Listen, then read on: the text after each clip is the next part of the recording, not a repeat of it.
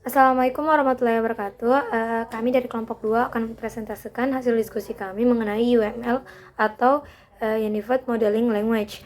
Nah, pertama-tama saya akan memperkenalkan anggota dari kelompok 2, yaitu saya sendiri, Syahidatul Islamiyah, NIM S1S1 19014. Kemudian ada Ahmad Dhani Ali, NIM S1S1 19043, Andri Rozaldin, S1S1 19048, kemudian ada Idham Ar-Rasyid, S1S1 19028, lalu ada Nurul Hadijah, NIM S1S1 19008, Yuyun Rusmianti S1S1 19086, dan Priyanto Darmansyah S1S1 19073. Baik, saya akan di sini menjelaskan pengertian UML. Jadi UML itu adalah singkatan dari Unified Modeling Language. Secara sederhana, UML memiliki makna sebagai pendekatan canggih untuk pemodelan serta mendokumentasikan perlengkapan lunak. Pada zaman canggih ini, UML menjadi sebuah teknik pemodelan proses bisnis yang paling populer. UML sering dibuat karena terjadi kekacauan tentang pengembangan perangkat lunak dan dokumentasi. Sekitar tahun 1990, yang kemudian ada tidak sedikit cara bertolak belakang yang dapat digunakan guna mempresentasikan serta mendokumentasikan sistem perangkat lunak. Manfaat dari UML sebagai berikut. Yang pertama, memudahkan programmer untuk menciptakan sistem yang hendak dirancang. Yang kedua, UML dapat memudahkan programmer guna dapat memahami flow atau alur sebagai sistem. Dan yang ketiga, dengan adanya UML, programmer dapat semakin gampang untuk memahami perangkat apa saja yang dibutuhkan dalam sistem yang hendak dibuat. Nama saya Ahmad Dhani Ali, NIM S1S1 19043. Di sini saya akan menjelaskan jenis-jenis UML. Baik, jenis UML yang pertama yaitu Use Case Diagram. Use Case Diagram yaitu salah satu jenis diagram pada UML yang menggambarkan interaksi antara sistem dan aktor. Use Case Diagram juga dapat mendeskripsikan tipe interaksi si pemakai sistem dengan sistemnya. Jenis yang kedua, Activity Diagram. Activity Diagram atau diagram aktivitas yaitu salah satu jenis diagram pada UML yang dapat memodelkan proses-proses apa saja yang terjadi pada sistem. Baik, jenis yang ketiga, Sequence Diagram, yaitu salah satu jenis diagram pada UML yang menjelaskan interaksi objek yang berdasarkan urutan waktu. Sequence diagram juga dapat menggambarkan urutan atau tahapan yang harus dilakukan untuk dapat menghasilkan sesuatu seperti pada use case diagram.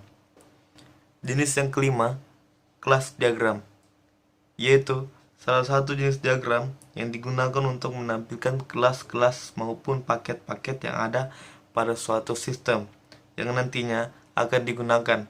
Jadi diagram ini dapat memberikan sebuah gambaran mengenai sistem maupun relasi-relasi yang terdapat pada sistem tersebut. Jenis yang kelima, State Machine Diagram, yaitu salah satu jenis diagram yang menggambarkan transisi maupun perubahan keadaan suatu objek pada sistem. Jenis yang keenam, Communication Diagram, yaitu diagram yang dapat menggambarkan tahapan terjadinya suatu aktivitas, dan diagram ini juga menggambarkan interaksi antara objek yang ada pada sistem. Jenis yang ketujuh, Deployment Diagram, salah satu diagram yang menunjukkan tata letak suatu sistem secara fisik. Dapat juga dikatakan untuk menampilkan bagian software yang terdapat pada hardware yang digunakan untuk menerapkan suatu sistem dan hubungan antara komponen hardware. Jenis yang ke-8, Komponen Diagram, yaitu salah satu jenis diagram yang menggambarkan software pada suatu sistem. Komponen diagram merupakan penerapan software dan suatu ataupun lebih, dan biasanya berupa file data atau source kode, tabel, dokumen, dan sebagainya. Jenis yang ke-9, Objek Diagram. Objek diagram yaitu salah satu jenis yang menggambarkan objek-objek pada suatu sistem dan hubungan antaranya. Jenis yang ke-10, composite struktur diagram, yaitu salah satu jenis UML yang menggambarkan struktur internal dan pelengkapifikasian dan termasuk titik-titik interaksi ke bagian lainnya dari suatu sistem. Ini hampir mirip seperti kelas diagram. Baik, jenis yang ke-11, interaction overview diagram, yaitu jenis diagram yang berguna untuk memvisualisasikan kerjasama dan hubungan antara activity diagram dengan sequence diagram. Yang ke-12, package diagram, yaitu salah satu jenis diagram yang digunakan untuk mengelompokkan kelas dan juga menunjukkan bagaimana elemen model akan disusun serta menggambarkan ketergantungan antara paket-paket. Baik, jenis yang ke-13 atau jenis UML yang terakhir, diagram timing. Diagram timing yaitu salah satu jenis diagram yang disebut sebagai bentuk lain dari interaksi diagram, di mana fokus yang paling utamanya kepada waktu. Diagram timing berguna untuk menunjukkan faktor-faktor yang membatasi waktu antara perubahan state terhadap objek yang berbeda. Baik, di sini saya akan menjelaskan sedikit tentang tujuan dari UML. Tujuan dari UML yang pertama yaitu memberikan bahasa pemodelan yang bebas dan dari berbagai bahasa, pemrograman, dan proses rekayasa. Adapun tujuan yang kedua yaitu memberikan model yang siap pakai, bahasa pemodelan visual yang ekspresif dan dimengerti secara umum. Itu dari saya. Bismillahirrahmanirrahim. Assalamualaikum warahmatullahi wabarakatuh. Perkenalkan, nama saya Nurul Hajrah Hadijah dengan stambuk S1 19008. Baiklah, saya akan menjelaskan tahapan UML. Ada beberapa tahapan yang akan kita lalui dalam proses pembuatan model diagram ini. Yang pertama itu membuat fungsional requirement. Nah, pada tahap yang pertama ini kita bisa membuat tulisan yang mendeskripsikan tentang sistem apa yang akan dibuat. Deskripsi sistem bisa berupa tulisan tangan atau ketikan di word processor. Jadi, tidak harus formal. Beberapa yang harus dideskripsikan yaitu sistem apa yang akan dibuat dan bagaimana alur program tersebut. Contoh fungsional requirement yang pertama itu membuat aplikasi web untuk sistem informasi pembayaran mahasiswa. Nah, yang berikutnya menginput data pembayaran mahasiswa. Yang ketiga, membuat laporan pembayaran dan lain sebagainya. Yang kedua itu membuat use case diagram.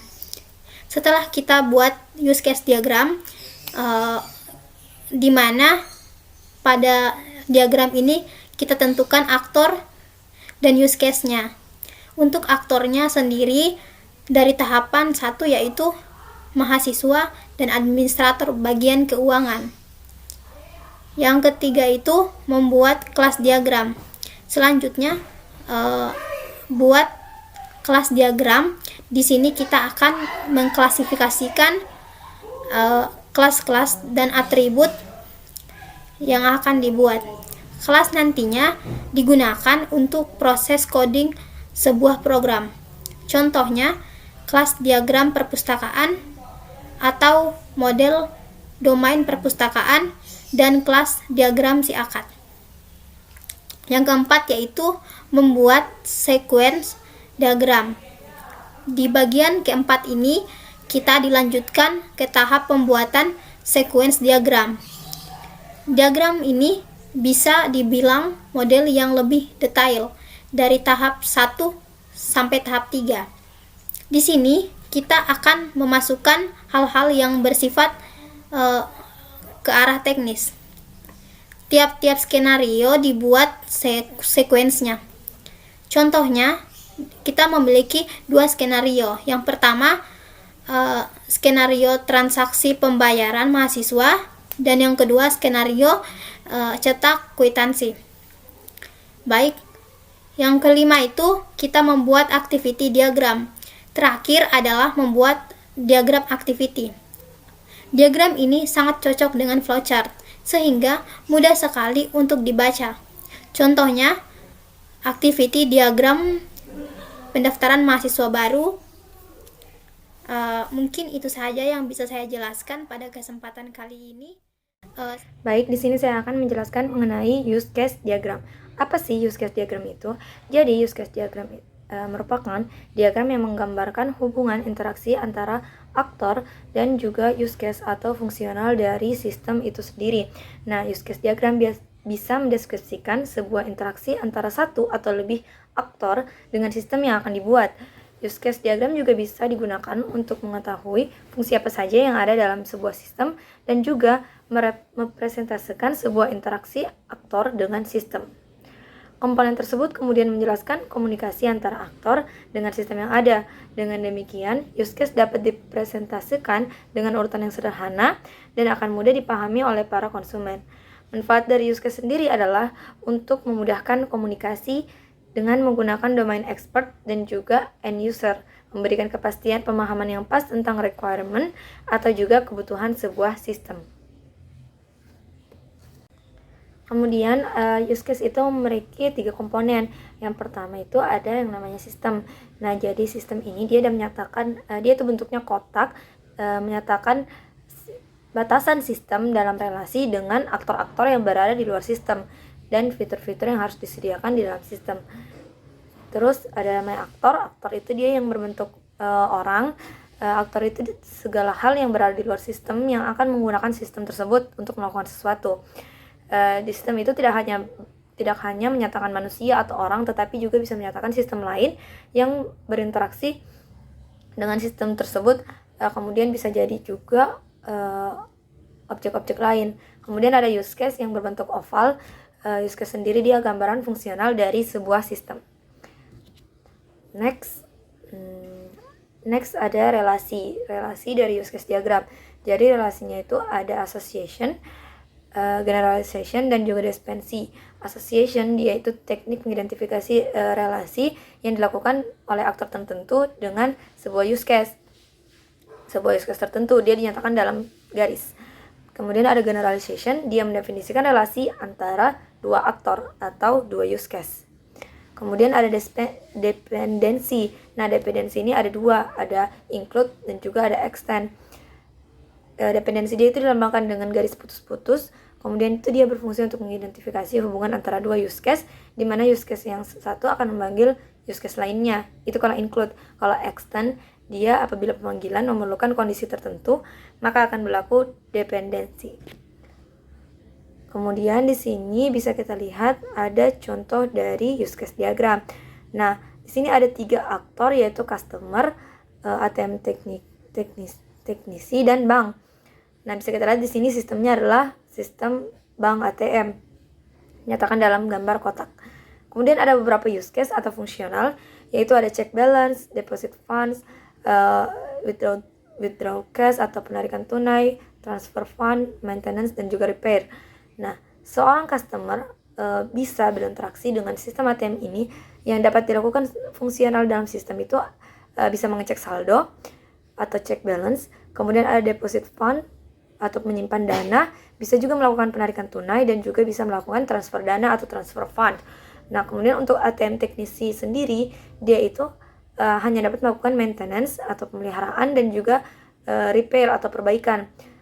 Kemudian untuk aktor bank itu sendiri, dia dapat melakukan ke-6 dari fungsional sistem yang terdapat dalam sistem, yaitu dapat melakukan check balance, cek saldo, bisa melakukan penyimpanan dana, penarikan tunai, dapat juga melakukan transfer dana, bisa juga maintenance atau pemeliharaan, dan juga repair atau perbaikan. Mungkin itu saja yang dapat saya sampaikan. Saya kembalikan ke materi selanjutnya. Baik, selanjutnya di sini saya akan menjelaskan mengenai kelas diagram. Nah, bisa dilihat poin dari kelas diagram di sini yaitu menggambarkan struktur sistem, apa yang ada di dalamnya, seperti kelas, atribut, metode, dan lain-lainnya. Nah, pengertian dari kelas diagram tersendiri itu adalah kelas diagram adalah jenis diagram atau struktur statis dalam UML yang menggambarkan struktur sistem dengan menunjukkan sistem kelas, atributnya, metode, dan hubungan antar objek. Nah, untuk kelas ini merupakan atau memiliki arti sebagai istilah yang mendeskripsikan sekelompok objek yang semuanya memiliki peran serupa dalam sistem. Sekelompok objek ini terdiri atas fitur struktural yang mendefinisikan apa yang diketahui kelas dan fitur operasional yang mendefinisikan apa yang bisa dilakukan oleh kelas. Adapun fungsi dari kelas diagram ini yang pertama itu memberikan notasi dasar untuk diagram struktur lain yang ditentukan oleh UML. Kemudian dapat digunakan sebagai business analysis untuk membuat model sistem dari perspektif bisnis. Kemudian yang ketiga itu menunjukkan struktur statis pengklasifikasian dalam suatu sistem. Serta yang terakhir adalah menggambarkan struktur sebuah sistem pemrograman. Nah, kemudian fungsi yang bisa didapatkan dari kelas diagram ini yang pertama, kelas diagram dapat membantu dalam memvisualisasikan ilustrasi model data. Kemudian yang kedua, memberikan gambaran skema aplikasi yang lebih baik. Serta yang ketiga, memberikan kebutuhan sistem sehingga dapat mendukung proses bisnis. Kemudian yang terakhir adalah memberikan atau memvisualisasikan kode yang akan diprogram oleh pengembang dari aplikasi atau perangkat lunak tersebut. Kemudian komponen atau hal-hal yang membangun dari kelas diagram ini yang pertama itu bisa dilihat dalam contoh ini. Dalam kelas login, komponen atas atau komponen paling tinggi yaitu kelas. Kemudian bagian tengah atau komponen tengahnya disebut dengan atribut, yaitu dalam hal ini user dan password yang memiliki tipe data char. Hal ini nanti akan membantu dalam proses pengembangan aplikasi. Kemudian komponen di paling bawah yaitu login atau void ini merupakan operasi atau metode yang dapat dilakukan oleh kelas tersebut. Dalam hal ini, dalam kelas login dia dapat melakukan metode atau operasi login. Mungkin itu saja dapat saya sampaikan. Lebih dan kurangnya mohon dimaafkan. Wassalamualaikum warahmatullahi wabarakatuh. Perkenalkan, nama saya Yun Rusmianti dengan NIM S1S11986. Nah, baik, pada kesempatan kali ini saya akan menjelaskan mengenai activity diagram. Apa itu activity diagram? Activity diagram merupakan sesuatu yang menjelaskan tentang aliran kegiatan dalam program yang sedang dirancang.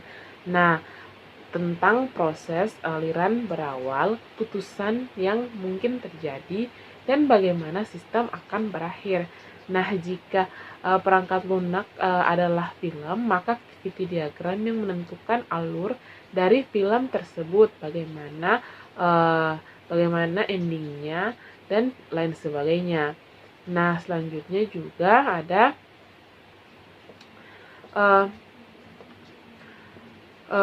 tujuan dari activity diagram. Nah, membantu dalam menggambarkan urutan aktivitas dalam sebuah proses pada sistem.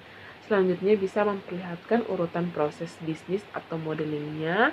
Juga dapat memahami proses yang ada dalam sistem secara keseluruhan dan dapat mengetahui aktivitas aktor berdasarkan use case diagram yang dibuat sebelumnya. Nah, selanjutnya juga kita perlu mengetahui komponen-komponen pada activity diagram atau simbol-simbolnya. Nah, yang pertama yaitu ada initial state-nya. Initial state merupakan awal dimulainya suatu aliran kegiatan pada activity diagram dengan di mana dia ini pada activity diagram hanya terdapat satu initial state saja.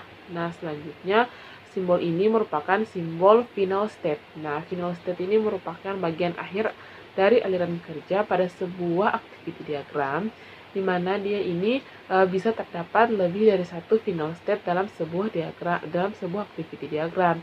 Nah, simbol ini merupakan activity. Nah, ini melambangkan aktivitas atau pengerjaan yang dilakukan dalam sebuah aliran kerja dalam suatu program. Nah, simbol ini merupakan simbol decision. Nah, decision ini dia berfungsi untuk menggambarkan pilihan kondisi di mana ada kemungkinan perbedaan untuk memastikan bahwa aliran data dapat mengalir ke lebih dari satu jalur. Nah, di sini ini simbol merge. Merge ini berfungsi untuk menggabungkan kembali aliran kerja yang sebelumnya dipecah oleh decision. Nah, selanjutnya ini merupakan simbol transition, atau association. Nah, ini dia berfungsi untuk menghubungkan aktivitas sebelumnya setelah aktivitas sebelumnya. Nah, selanjutnya ada yang namanya synchronization. Nah, synchronization ini terbagi menjadi dua, ada synchronization fork dan ada synchronization join. Ini simbol merupakan simbol synchronization fork. Di sini dia digunakan untuk memecahkan menjadi aktivitas yang paralel. Contohnya yaitu user dapat memilih menu yang dapat dilakukan. Nah, selanjutnya juga ada yang ini simbol synchronization join, dia untuk menggabungkan kembali aktivitas dari pemecahan synchronization fork. Nah, untuk lebih jelasnya, di sini saya mempunyai contoh dari diagram activity. Nah, di sini contohnya yaitu ada proses dari staff CS atau proses penerima pesanan. Nah, di sini ada simbol awalnya atau initial state-nya yaitu menerima pesanan. Nah, di sini dihubungkan menggunakan transition dan synchronization fork. Nah, di sini dipecah menjadi dua kegiatan, di mana di sini ada faktor pembayaran atau stand in the phase. Nah, di sini aktivitasnya selanjutnya setelah kita melakukan faktor pembayaran, kemudian akan melakukan pembayaran bahwa telah diterima. Nah, selanjutnya setelah kita melakukan pembayaran, di sini kita fill order. Nah, di sini ada kondisi decision atau kondisi di mana di sini ada dua kondisi, ada overnight delivery dan ada regular delivery. Nah, overnight ini kita memilih jenis pengiriman kilat atau pengiriman biasa. Nah, selanjutnya ada kondisi di sini merge di sini kita gabungkan kondisi dari decision ini. Nah, dipecahkan menjadi decision, kita gabungkan menggunakan simbol merge, di mana fungsi merge yaitu untuk menggabungkan kondisi dari pemecahan tadi. Nah, selanjutnya kita join atau kita gabungkan lagi dengan menggunakan simbol join. Nah, setelah melakukan kita memilih jenis pengirimannya, maka pengiriman akan dilakukan dan ditandai dengan penutupan atau close order atau penutupan pemesanan. Ini merupakan final activity atau proses terakhir dari proses pemesanan ini. Nah, demikian penjelasan saya mengenai activity diagram. Saya kembalikan kepada pemateri selanjutnya. Baik, itulah tadi presentase dari kelompok kami. Lebih dan kurangnya mohon dimaafkan. Wabillahi taufiq wal hidayah. Wassalamualaikum warahmatullahi wabarakatuh.